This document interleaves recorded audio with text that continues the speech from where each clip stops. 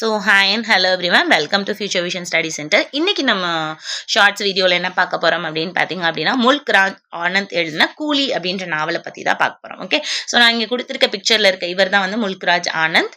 இவர் வந்து he is known as a very famous Indian novelist. ஓகேங்களா, ஸோ ஆர்கே நாராயணன் மாதிரி இவருமே நிறைய நாவல்ஸ் வந்து எழுதியிருக்காரு. ஸோ இவருடைய மோஸ்ட் இம்பார்ட்டன்ட் தீம்ஸ் என்ன அப்படின்னு பார்த்தீங்க அப்படின்னா, ரொம்ப அடித்தட்டு மக்களை பத்தி எழுதியிருப்பார். ஓகேவா, ஸோ வந்து இவர் என்ன சொல்றாங்க அப்படின்னு பாத்தீங்க அப்படின்னா, pioneer of Indian English social realism அப்படின்னு சொல்றாங்க. So he is known as pioneer of Indian English social realism. So இந்த நாவல் எப்போ பப்ளிஷ் ஆகுது அப்படின்னா 1936 நம்ம Swami and his friends 1935 publish ஆகுது. Very next year the Coolie அப்படின்ற ஒரு நாவல் வந்து பப்ளிஷ் ஆகுது. இதோடைய ப்ரொட்டகானிஸ்ட் யாரு அப்படின்னு பார்த்தீங்க அப்படின்னா முன்னோ அப்படின்னு சொல்லுவாங்க. ஸோ இவர் வந்து ஒரு புவர் ஆர்ஃபன் பாய். ஓகேவா, ஸோ இவர் வந்து இந்த நாவலில் 14 இயர்ஸ்ல இன்ட்ரடியூஸ் பண்ணியிருப்பாங்க. 17 இயர்ஸ்ல அந்த பையன் இறந்தே போயிடுவான். ஸோ அந்த 3 இயர்ஸ்ல அவன் எவ்வளோ வந்து ஸ்ட்ரகிள் ஃபேஸ் பண்றான் அவனோட லைஃப்ல அப்படின்றத வந்து இந்த கூலி அப்படின்ற நாவல்ல வந்து ரொம்ப அழகா ரியலிஸ்டிக்கா காமிச்சிருப்பாங்க. அதே மாதிரி தீம் ஆஃப் எக்ஸ்ப்ளாய்டேஷன், எப்படி வந்து அடித்தட்டு மக்கள் சீரழிக்கப்படுறாங்க இந்த பிரிட்டிஷ் ரூல்ல அப்படின்றதையும் காமிச்சிருப்பாங்க.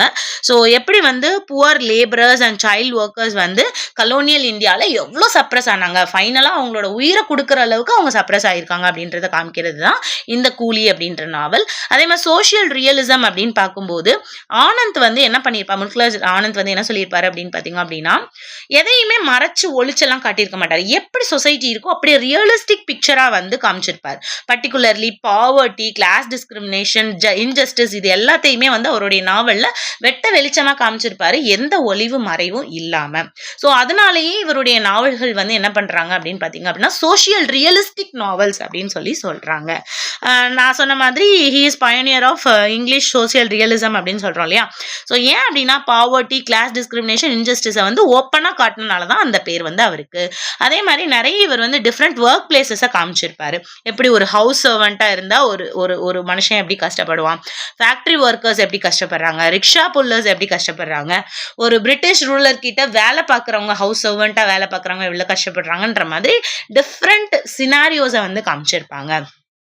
அதே மாதிரி இந்த சோஷியல் சிஸ்டமை கிரிட்டிசைஸ் பண்ற மாதிரி தான் இந்த கூலி அப்படின்ற நாவல் வந்து அமைஞ்சிருக்கும். பர்டிகுலர்லி எக்கனாமிக் இன்ஈக்வாலிட்டி வந்து எந்த அளவு மனுஷங்களை பாடாப்படுத்துது இன் பிரிட்டிஷ் கலோனியல் இந்தியாவில் அப்படின்றத முல்க் ராஜ் ஆனந்த் வந்து அழகாவே படம் பிடிச்சு காட்டியிருப்பாரு. ஸோ கொலோனியல் பேக்ரவுண்டு இதில் லாஸ்ட் வந்து ஒரு பிரிட்டிஷ் விமன் வந்து ஒரு இன்ஹியூமனா வந்து இந்த முன்னோவை வந்து ட்ரீட் பண்ணதுனால தான் அவர் இறந்தே போயிருப்பார். ஓகேவா, ஸோ அதனால இந்த கொலோனியல் பேக்ரவுண்ட் வந்து எப்படி வந்து இந்த எக்கனாமிக்கல் இன்இக்வாலிட்டியை இன்னுமே பூஸ்ட் பண்ணுது, அதுதான் முக்கிய காரணமா இருக்கு அப்படின்றதையும் இந்த முன்னோ அப்படின்ற ஒரு விக்டிமோட லைஃப் ஸ்டைலை வச்சு முல்க் ராஜ் ஆனந்த் வந்து கூலி அப்படின்ற நாவல்ல வந்து காட்டியிருப்பாரு. Okay, so thank you.